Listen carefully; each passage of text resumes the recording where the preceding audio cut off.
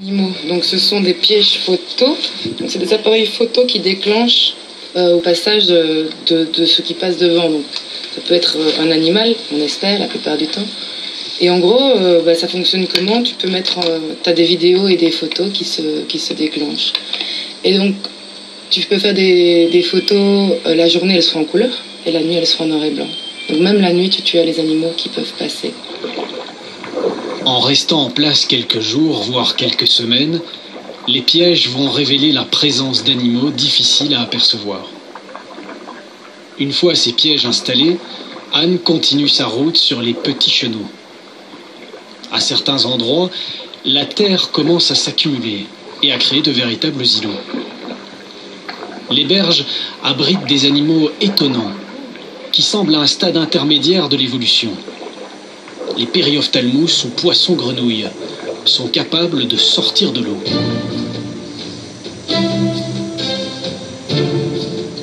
C'est un poisson qui marche sur ses nageoires pectorales, qui marche hors de l'eau, qui peut passer beaucoup de temps, jusqu'à 24 heures hors de l'eau. Parce que de nouveau, il vit dans un environnement hostile, mais ils ont développé des adaptations physiologiques assez impressionnantes.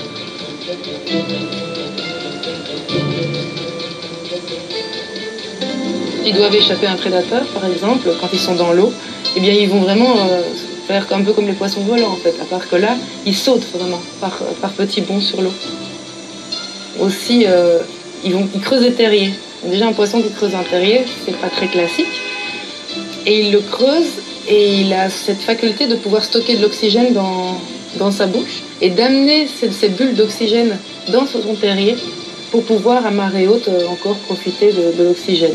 Ça permet aussi, quand ils ont des œufs, de les maintenir en fait avec un certain niveau d'oxygène. Parce que ces boussis en fait de mangrove sont totalement, quasi anoxiques, quoi. C'est plein de soufre. À côté de ces étranges poissons, vivent des crabes aux couleurs étonnantes. Ils sont des milliers à arpenter les berges. À première vue, le spectacle est même un peu inquiétant.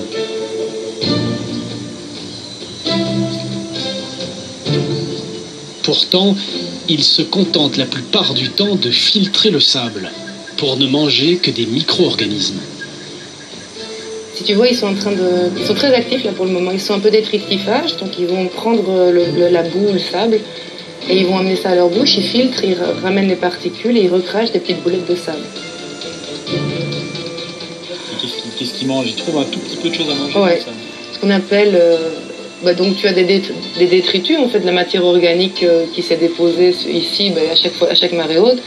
On pourrait appeler ça du microphytobenthos en termes très scientifiques. Mais bon, c'est tout ce qui se dépose au fond quand tu as une marée, enfin quand tu as l'eau au-dessus, et puis quand elle se retire, tout ça est laissé là. Et donc là, ils font le tri, quoi.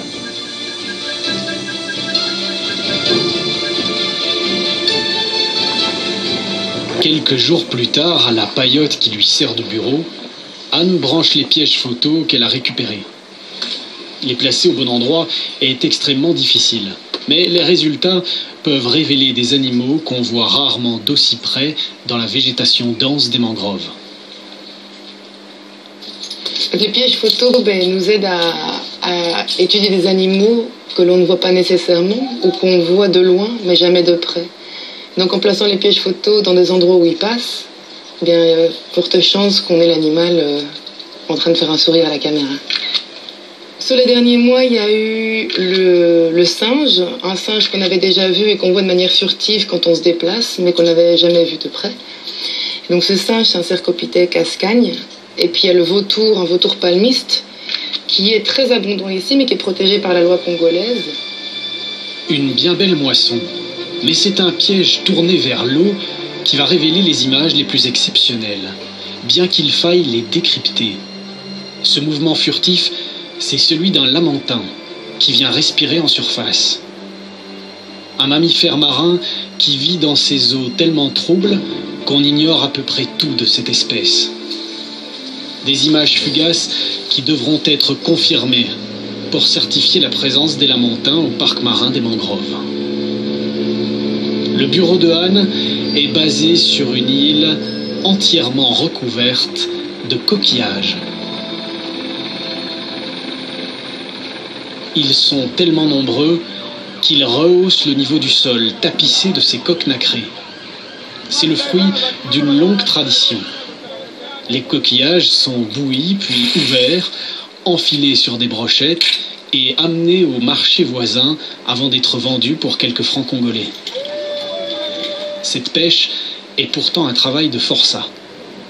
Chaque matin sur le fleuve, les pêcheurs et surtout les pêcheuses, car c'est plutôt une activité de femmes, plongent à plusieurs mètres de fond, dans un courant fort et une eau boueuse sans visibilité, pour remonter ces coquillages, source de revenus pour les rares habitants du coin.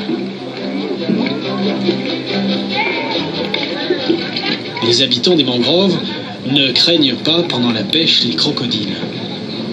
Ils se méfient en revanche des derniers hippopotames. Fini les canoës gonflables, trop dangereux. Notre embarcation a changé.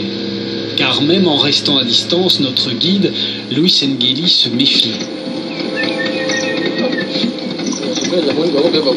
Réputés dangereux et imprévisibles, les hippopotames sont craints.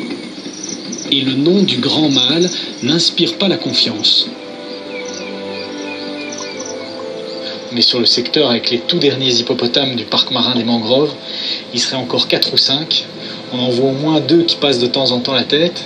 Et donc on peut les observer très très furtivement. Ils montent, ils descendent, ils viennent prendre de l'air à la surface avant de replonger. Ça c'est pour la bonne nouvelle, c'est une belle observation. La mauvaise nouvelle, c'est que le mâle du groupe s'appelle Rambo. Et ce surnom lui a été donné pour son attitude assez agressive envers les pêcheurs, les pirogues et les barques. Ce qui est assez impressionnant, c'est qu'on le voit vraiment sortir et rentrer dans le même axe que les pétroliers. Il y a des gros bateaux remplis de pétrole qui circulent, ça représente bien la vie du fleuve, la vie commerciale du fleuve, et puis juste devant, ces hippopotames qui représentent les derniers aspects naturels de ce fleuve, les derniers animaux de cet endroit. Plus loin, la patrouille tombe nez à nez avec une barque chargée de bois qui semble avoir été coupée illégalement. Un dialogue musclé s'engage, machette à la main. L'homme n'est pas arrêté, mais condamné à jeter le bois qu'il a coupé. D'après lui, il s'agit de bois mort, qui ne vient pas de la mangrove et qu'il est permis de ramasser. Mais il y a un test sans appel. Le bois de la mangrove est extrêmement dense. S'il est jeté à l'eau, il coule.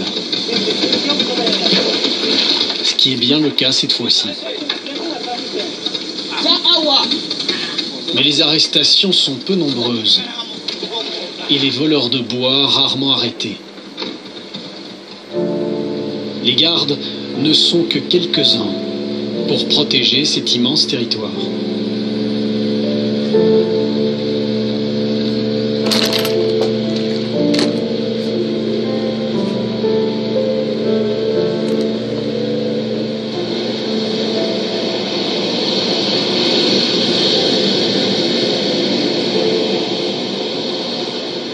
À cette époque de l'année, les gardes travaillent sans relâche. Après les patrouilles de jour, José Matondo et ses équipes enchaînent pour parcourir toutes les nuits les plages du littoral congolais. Il est long d'à peine plus de 30 km, mais réserve bien des surprises. Ok, on a trouvé les œufs. La tortille, quand elle pond, elle cache ses œufs. C'est pourquoi, après avoir pondu, parce que la tortille fait ça. Elle pond ici. Mais elle part aussi de l'autre côté pour aller masquer un peu. Par équipe de 3, les gardes marchent toute la nuit pour repérer des traces à peine visibles dans le sable. Les œufs se trouvent à une trentaine de centimètres de profondeur. Nous avons pris ça comme ça. Nous allons aussi déposer comme ça. Et lorsque vous allez transplanter aussi les œufs, on prend sa même position. On les retourne à la même position. Mais vous ne pouvez pas prendre les œufs comme ça et vous tournez comme ça. Ça ne va pas. Donc que les œufs restent intacts, immobiles là-bas. Les œufs sont placés dans un seau et transférés vers une écloserie pour éviter tout braconnage. 23 œufs. jusqu'au petit matin, les patrouilles ramènent des centaines d'œufs à l'écloserie. Ils vont les enterrer exactement comme ils les ont trouvés, et ainsi les protéger des prédateurs rats et crabes, et des hommes avec leurs constructions parfois trop envahissantes. On va déterrer les œufs là-bas et venir mettre ça ici pour la protection. Comme il y a des gardes ici, les braconniers, les gens ne peuvent pas venir ici prendre les œufs. Et par là, on va les arrêter.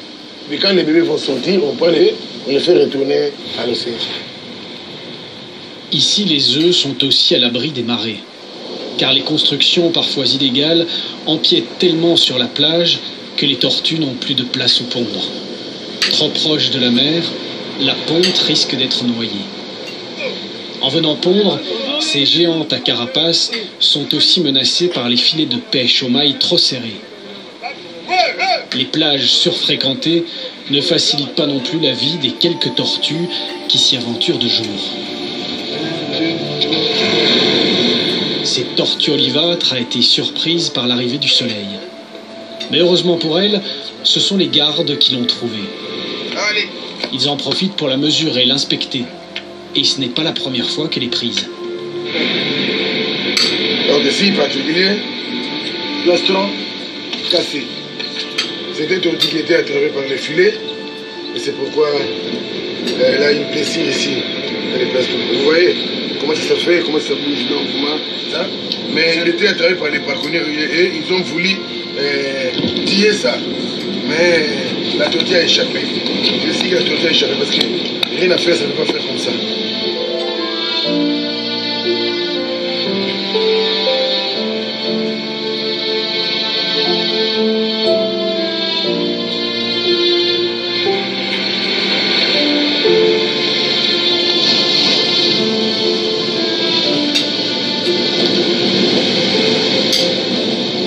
Les tortues ont un autre ennemi, le plastique.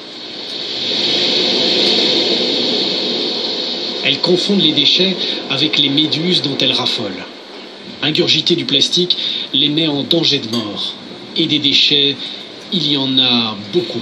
Et ici, nous récoltons dans des 120 sacs par mois. Au bout d'un fleuve de plus de 4500 km de long, les plages du delta du Congo reçoivent des tonnes et des tonnes de déchets plastiques. Ça vient du Congo-Brazza, ça vient de Kinshasa, ça vient de Boma, ça vient de Matadi, et ainsi vers Kimwambila. Malgré cette triste récolte, les plages congolaises restent exceptionnelles pour les tortues. 5 des 7 espèces marines de la planète viennent pondre ici et toutes sont menacées.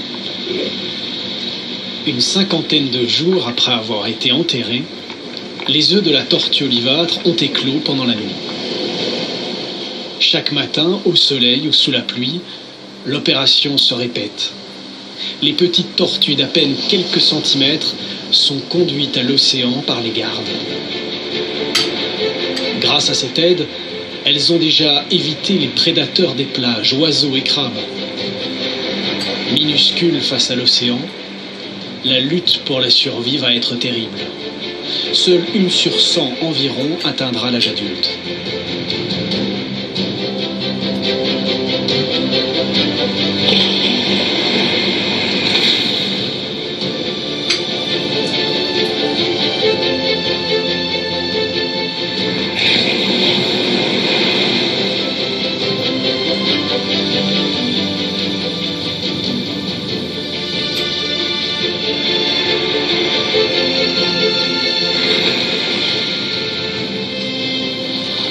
Une fois à l'eau, elles ne toucheront plus terre pendant des années, jusqu'à revenir pondre à leur tour sur les plages qui les ont vues naître. Au large, elles croiseront certainement ces grandes plateformes pétrolières. Le risque d'accident n'est bien entendu pas nul. Mais la société d'extraction laisse à nos caméras la possibilité de visiter toutes ces installations, sans qu'on puisse y déceler la moindre pollution visible a priori. L'entreprise possède aussi des puits sur terre, et les ONG locales dénoncent l'enfouissement de déchets polluants, le manque de redistribution des richesses et les dangers environnementaux. Mais aidé financièrement par les pétroliers, le directeur du parc des mangroves assure lui que le danger d'une marée noire est assez faible. Au niveau du parc marin des mangroves, il n'y a pas d'exploitation pétrolière. L'exploitation pétrolière se fait aux alentours. Elle n'est pas éloignée évidemment, mais elle ne se trouve pas dans le parc marin des mangroves. Donc le parc est préservé de la pollution au pétrole brut. Son plus gros reproche, c'est l'afflux de population lié au pétrole. Des dizaines de milliers de personnes ont été attirées dans la région dans l'espoir d'un travail. Et elles font désormais pression sur les mangroves. Davantage qu'un risque de pollution, ils redoutent aussi que le parc ne soit déclassé par les autorités et envahi par des constructions sur les plages. Elles sont déjà de plus en plus nombreuses. Plus un mètre carré de sable n'est totalement à l'abri des grandes marées.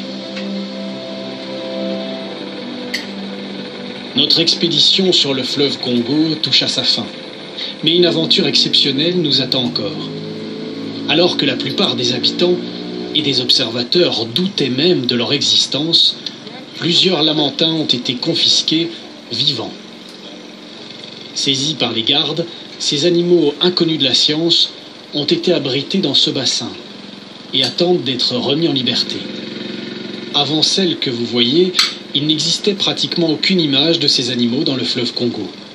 La rumeur populaire voulait même qu'ils aient disparu. Une espèce qui avait pourtant inspiré bien des légendes.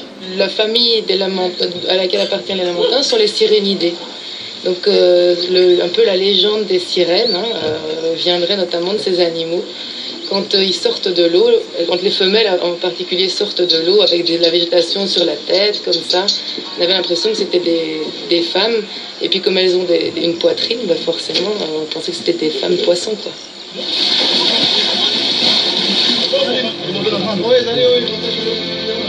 Ce jour-là, il faut presque une dizaine d'hommes pour sortir les plus grands. L'épreuve est rude pour les animaux, mais pour la scientifique, c'est aussi une aubaine. Ici, comme il est déjà blessé par les filets, je prends juste un peu de peau. Comme ça, on va le nettoyer, voilà, c'est une bonne idée. Leurs corps sont parcourus de cicatrices. Ils ont été pris dans des filets, capturés par des pêcheurs qui les braconnent pour vendre leur viande. 48. 128. Mais ceux-ci vont pouvoir être relâchés. La brève captivité de ces lamentins va permettre à la scientifique d'avoir la chance unique de les voir de près, de les étudier, les mesurer, faire des prélèvements pour analyse.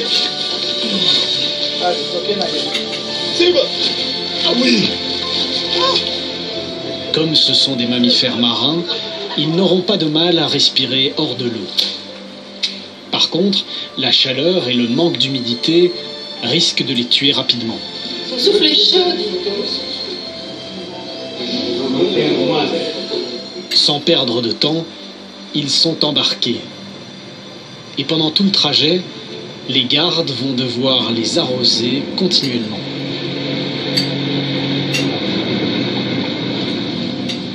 Puis finalement, à l'endroit même où ils ont été pris, en quelques secondes, c'est la remise à l'eau, avec l'espoir de ne plus jamais les revoir prisonniers.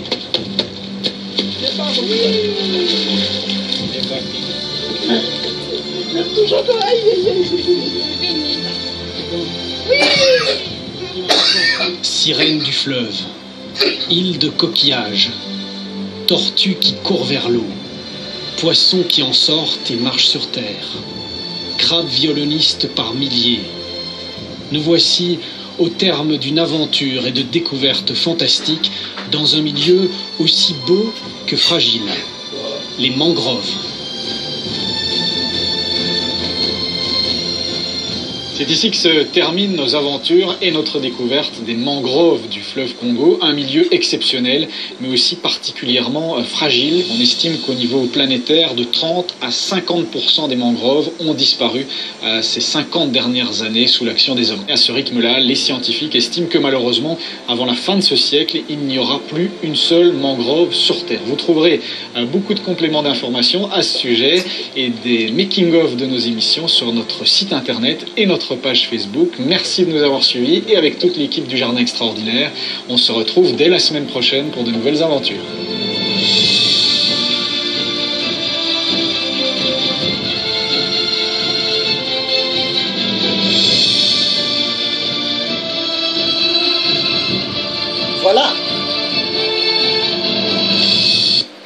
Voilà, donc nous avons suivi le bassin du Congo, une richesse que Dieu nous a donnée. Et que nous, les résistants vrais et les combattants vrais, nous nous battons pour libérer l'Afrique.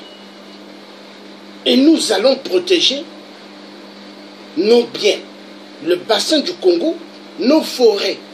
Car ces forêts, très importantes pour le monde entier, très important pour chaque génération future. Parce que nous sommes des adultes. Demain, nous passerons. Et nos enfants resteront. Et nos enfants auront des enfants. Donc, génération par génération, devront avoir ce bassin du Congo. Car s'il n'y a pas ce bassin du Congo, c'est la catastrophe totale pour toute la planète. Vive la libération de l'Afrique, vive le soulèvement populaire en RDC, car le peuple congolais de la RDC sont des esclaves. Le peuple du Congo-Brazzaville sont des esclaves. Personne dans l'Afrique centrale ont eu réellement leur vraie indépendance. Indépendance sur écrit par Général de Gaulle, le grand pilleur de l'Afrique et le grand destructeur de l'Afrique. Vive le soulèvement populaire au Congo RDC que nous attendons rapidement pour que les choses changent en Afrique centrale. Le peuple africain, nous n'avons plus de chaînes sur les mains, sur les pieds, mais les chaînes sont à l'intérieur. L'esclavagisme moderne, l'homme blanc se croit supérieur, il n'est pas supérieur. Je vous remercie d'avoir suivi ce reportage, ce direct du tiers africain, l'homme qui défendra notre bassin du Congo, car nous avons besoin de ce bassin pour toute la planète.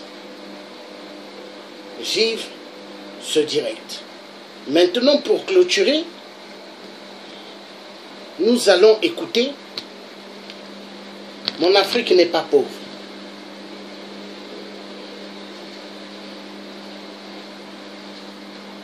Oui, nous avons beaucoup d'eau douce.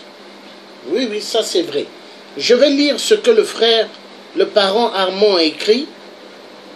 Le bassin du Congo est le plus gros bassin hydraulique au monde d'eau douce. Merci. Voyez, avoir eu aller à l'école, c'est très important. Ça permet de pouvoir lire.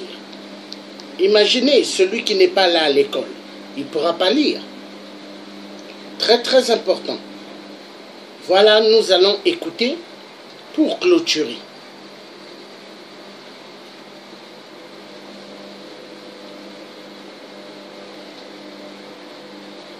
Le rêve d'arriver en Europe via la Méditerranée, Jean a été victime en Libye d'une traite humaine bien organisée, vendu 4 fois comme esclave, entre 400 et 500 euros, 260 à 320 000 francs CFA. Yeah, yeah, yeah, yeah. Reggae revolution. Yeah, man. What's the fire?